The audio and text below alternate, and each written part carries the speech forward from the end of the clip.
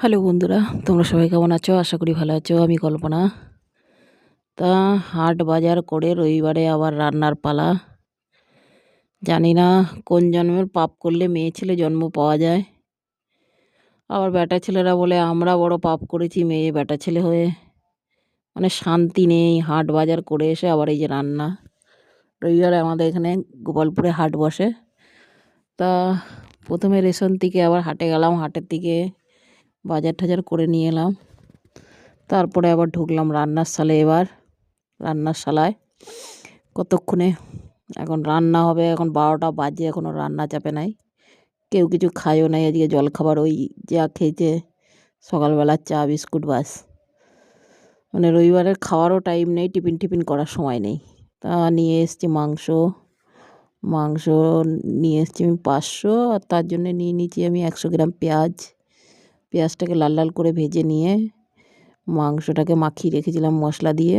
মশলা বলতে দিয়েছি হচ্ছে জিরে, ধনে আর কাঁচা লঙ্কা আর গোলমরিচ আর কাশ্মীরি লঙ্কা গুঁড়ি দিয়েছি আমি। যেহেতু শুকনো লঙ্কা আমরা খাই না, আমি খাই না বলে যাই হোক, কেউই খায় না, দেই না। তার মধ্যে একটা টমেটো কেটে দিয়েছি।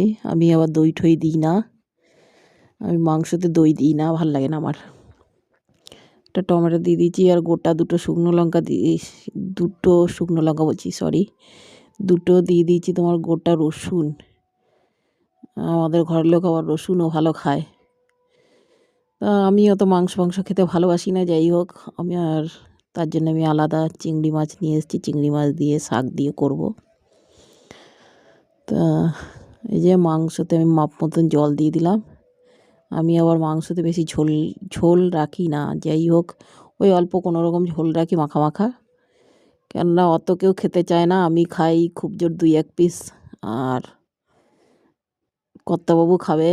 আবার রাতেও হয়ে যাবে এই 500 মাংসতে, আবার রাতেও হয়ে যাবে রুটি দিয়ে। তা দুপুরের রান্না এটা। গরম মশলা দিয়ে দিলাম আমি নামানোর সময়। আর দিয়ে দিয়েছি তোমার ধনে পাতা কুচিয়ে নিয়েছিলাম।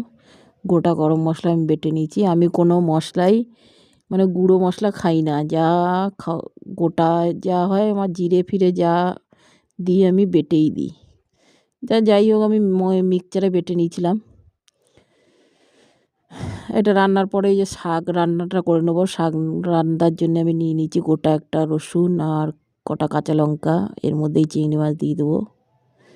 চিংড়ি মাছ দেওয়ার পরে ভাজা ভাজা করে নিয়ে শাকটা এর মধ্যে ঢেলে দেবো। শাকে কোনো জল দেওয়া লাগবে না, ওরকমই